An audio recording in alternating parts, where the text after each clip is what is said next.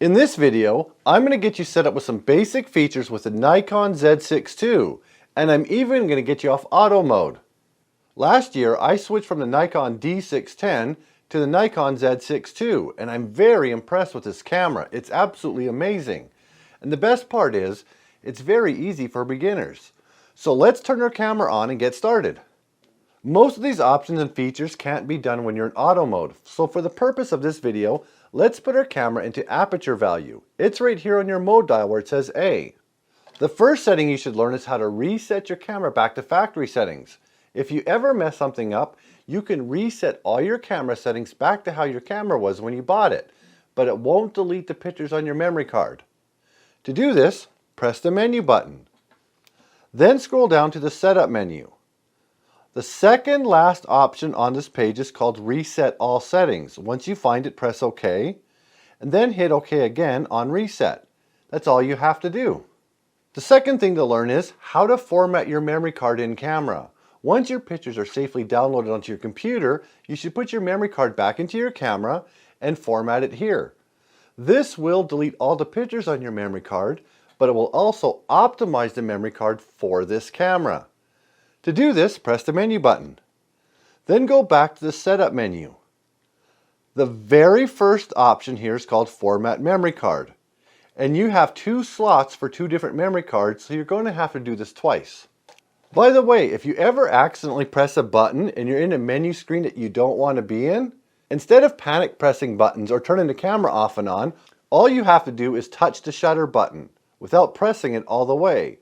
Once you do this, it brings you back to your main screen. For most of your photos, you're probably going to use the shutter button to take a picture.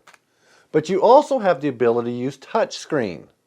On the back of your screen, you're going to see this icon. Once you press it, you're going to see a bunch of different options. There's position focus point, touch autofocus. Once you use the option called touch shutter, touch AF, once you've got this set up, wherever you touch on the screen, your camera's going to focus and then take a picture. And of course, one of the options is to turn it back off. By default, the Nikon Z6II has live view on. That allows you to see on the back of the camera. This, however, does drain your battery faster, and some people prefer using the viewfinder. There is a sensor on the back of the camera that can detect when you put your face to the camera, and then it's going to switch to the viewfinder. You can also press this button to turn this off. But if you only want to use the viewfinder, there's a much easier way. On the back of your camera, you're going to see a button that says Display. Every time you press it, it changes what you see on the back of the camera.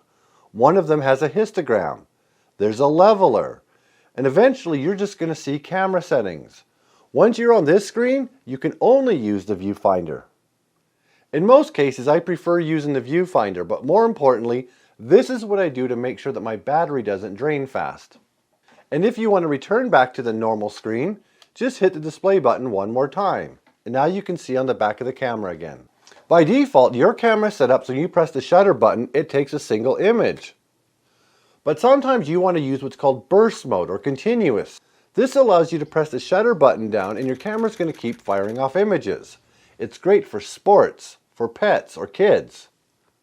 On the back of your camera, look for this button. Once you press it, this screen will show up. There's a single shot. Then there's continuous L, which means continuous slow. And then there's H, which means continuous high or fast. I'm going to set mine to continuous high, then I'm going to hit the OK button to set it. Now when I press my shutter button, the camera's going to keep firing off a bunch of images. Once you're done with it, you're going to have to put it back to single shot. Some of the more popular features on your camera are on a sub-menu. To access the sub-menu, you can simply press the I button on the back of your camera. Now this screen should show up. The first option is called Set Picture Control. If you hit the OK button, you're going to see all your options. Right now you're on Auto. There's also one called Standard, Neutral. There's Vivid, that's for colorful things like fruit and flowers. But there's also one called Monochrome. I'm going to set my camera to monochrome and hit OK. The reason why you want to shoot in monochrome sometimes is because lighting is often the most important thing about photography. Also, Composition is often the most satisfying thing about photography. When you shoot in monochrome, you see stuff like leading lines, framing, balance, visual weight. It's absolutely incredible way to get good at photography really fast. To this day, I often shoot in monochrome, then I put my camera back to color to fire off the images. You use monochrome mode to see things you can't really see that well in color. Very few people shoot in monochrome mode. They shoot in color and then convert later. The photos will look more authentic when you shoot in monochrome mode if you want black and white pictures. And when you're done, hit your I button, go back to set picture control, and let's change it back to auto and hit OK. The next option is your image quality. I like shooting in JPEG during the day, but sometimes I like to shoot in RAW, like for night photography. If you're one of those photographers who like to shoot in RAW, this is where you can change it. But RAW files are 3 times bigger, and you're going to need an editing program that can handle RAW format. If you're a beginner and you don't really want to do much editing, there's nothing wrong with staying in JPEG. Another option on the back of the screen is called AF area mode. Let's scroll over here and hit the OK button to see our options. There's a lot of options on here. We're not going to go through all of them because some of them you'll either rarely use or never use. Generally, I like to keep mine on Auto Area AF for people. The camera's going to try to detect faces, and it does a very good job of it, in fact. It's also very good for normal scenery. Most cases, you're just going to use this mode, and it's going to work just fine. But it gets even easier. When you're using this mode and then you hit the OK button, you're going to see this on your screen. Once you see this box, you can either leave it in the center or use your directional pad to move it around. And then once you find something that you want to lock onto, touch the shutter button. Once you do that, your camera is going to track that very subject. This is really good if you like to have foreground subject, or you're shooting people or pets. Now all you have to do is start firing pictures, and your camera is going to do its best job to keep tracking. If you need to reset it, hit the OK button again and start the process all over again. If you want to get rid of the tracking, just press this button on the back of your camera and it returns you back to the normal screen. Another option here that you might use is what's called single point AF. When you choose this option, you now just have a red square that's going to stay in the center of your camera, and wherever you aim that is going to focus. This is great if you're shooting birds, for example. You don't want your camera to focus on the tree branches. So that's when you use single point focusing. And when you're done with this, don't forget to return back to default focus, which in this case is Auto Area AF with people. I will make an entire video on just the autofocus system with this camera, but for beginners, that's mostly all you're ever going to use. Once you have taken some pictures and you want to see them, all you have to do is hit the play button on the back of your camera. Then you can use your directional pad to keep looking through all the different images you've taken. But you can also use your finger and swipe the screen. And if you want to see more details, you can double tap on the picture to magnify it. And once again, use your finger to scroll around. When you want to return to the normal picture, just double tap again. You probably already know this, but the screen does flip out on this camera. This is really handy for people who like to do low shots. With the Nikon Z6II, you can set the ISO by hitting the ISO button on the top of the camera. When you press and hold this button, you can change the ISO values by spinning the back command dial. But what a lot of people don't know is that you can use the front command dial and turn Auto ISO to on. Using Auto ISO, especially in the digital photography age, is great for beginners because most beginners struggle with the correct ISO settings. ISO is basically the film that you used to buy. I like to buy 400 ISO film because it was on sale and all the drugstores sold it. But I call ISO settings level 2 photography, so if you're a beginner, there's nothing wrong with using Auto ISO. By default, I leave my ISO at 100. Now I'm going to spin the front command dial and make sure it says Auto ISO A. To this day, I still use this settings most of the time.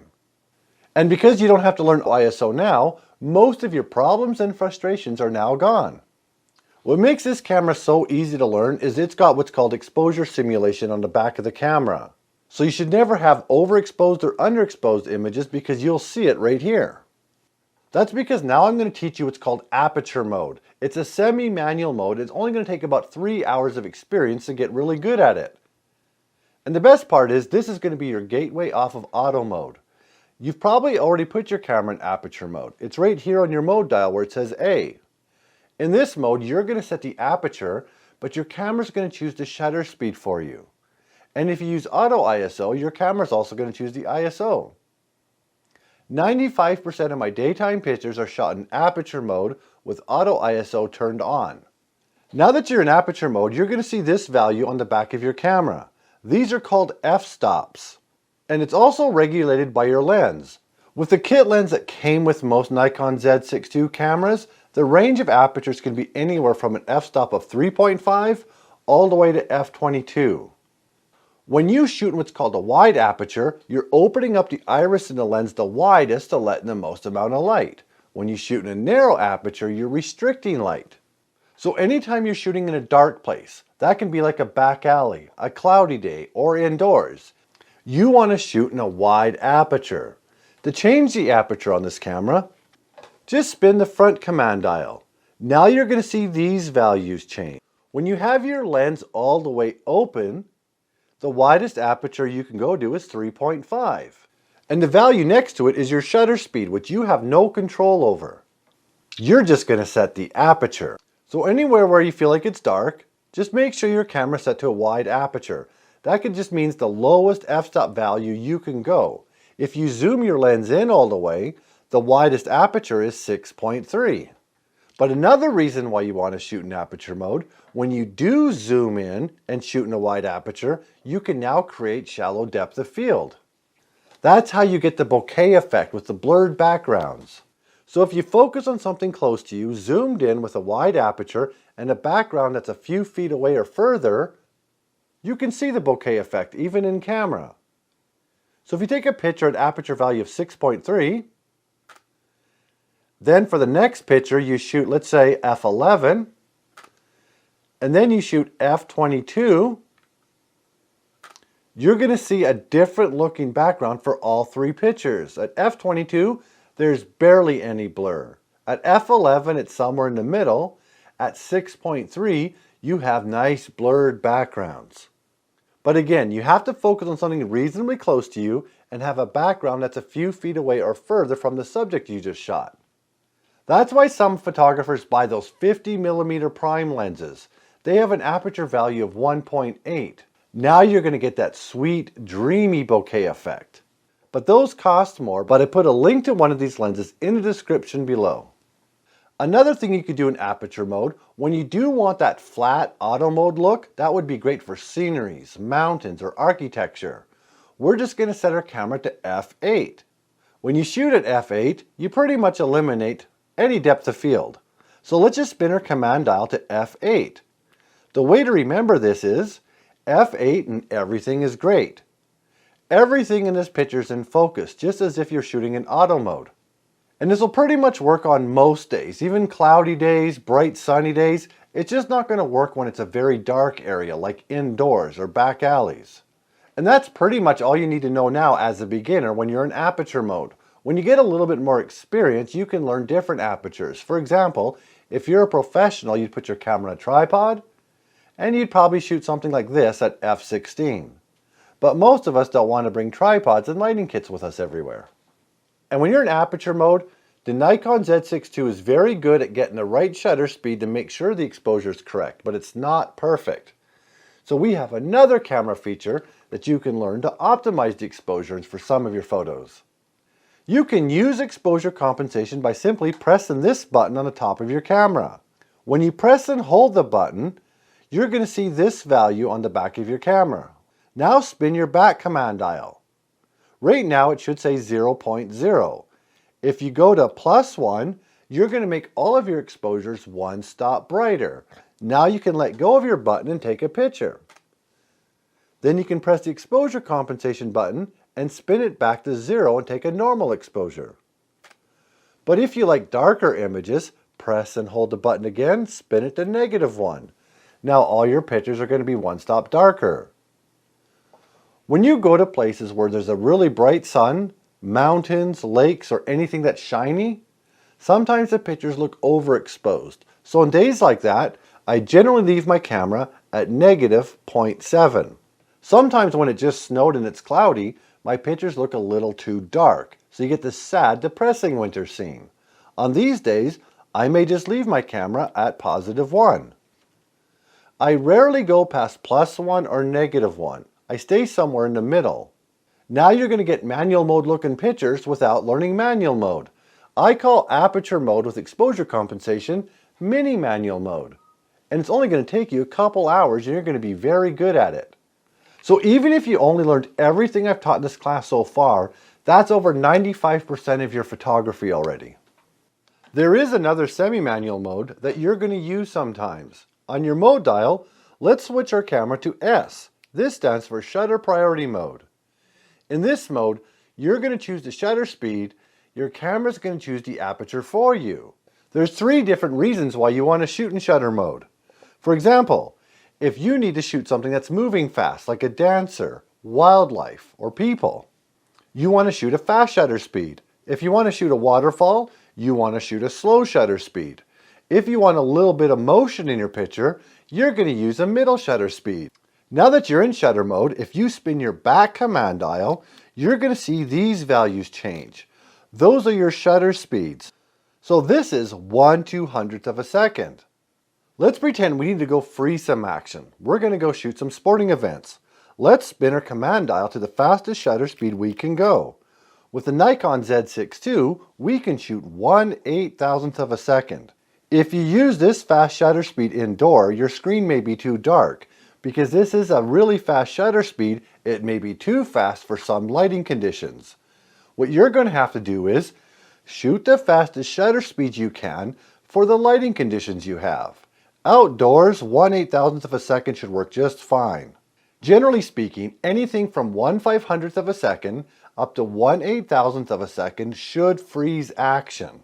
If you're going to be zooming in on something far away like wildlife or birds in particular, you definitely want to shoot a fast shutter speed. The further something away is from you, the harder it is to hold still, in which case you're going to need that fast shutter speed. If you like shooting wildlife and birds in particular, you're going to have to get really good at setting your camera to single point focusing with a fast shutter speed. Not everything that moves fast needs to be frozen. Sometimes having a little bit of motion blur in the picture makes it look cooler. When I'm out shooting things that move, I'm going to get my fast shutter speeds done first. Now I'm going to put my camera to a middle shutter speed. My favorite one is 1/100th of a second. So let's spin our back command dial to 1/100th of a second. If it moves, sometimes try shooting a middle shutter speed. Anywhere from about 1/80th to about 1/200th of a second should be just fine. Here's what a car looks like going down the highway at a fast shutter speed. It doesn't even look like it's moving. Here's an exaggerated version of a middle shutter speed. Now you can see a lot of motion in this car. So whenever I get an opportunity to shoot something moving, I'll start at 1/100th of a second, but I may make a little bit of adjustments. And the third reason why you shoot in shutter mode is for motion blur. These are going to require a tripod. Once you've got your camera on a tripod and you want to shoot something like a waterfall, you can set your camera to 1 second. So let's spin our command dial. You're going to see there's 1/20th of a second. Then there's 1/4th. When you get to 1 inch, that means you're taking a 1 second exposure. That's how you get these waterfalls. If you try shooting a 1 second exposure on a bright sunny day, your camera's going to overexpose. So it's got to be cloudy or at the end of the day. Otherwise, you're going to have to buy what's called a neutral density filter. But it's more than just waterfalls. I use slow shutter speeds for my urban dark photography. In fact, I made an entire video on just using this method, and the only value you have to change is the shutter speed. Aperture mode's where you're going to get your pretty pictures, like your scenery, your flowers, and your portraits. Shutter priority mode is where you're going to probably get a lot of your cool pictures. It provokes a creative instinct in you. And when you learn aperture mode by itself, then you learn shutter mode by yourself, the transition to full manual mode will be easy. On your mode dial, you're going to see M. This stands for manual mode. What you do here is you're going to balance aperture and shutter speed. For example, If we want to take a picture of a flower, we would set our aperture to the widest aperture possible. Now we're going to have to use our back command dial and find the right shutter speed to get the correct exposure. Or if we wanted to shoot something to freeze action, we're going to find a fast shutter speed, and then we're going to adjust the exposure by finding the right aperture. But you can learn that later. I'm going to be making a whole bunch more videos about this camera for different features that are available, including the video, so please subscribe to my channel if you want to see more. I really hope you enjoyed this video. If you have any questions or comments, please leave it in the comment section below. And thank you so much for joining me today.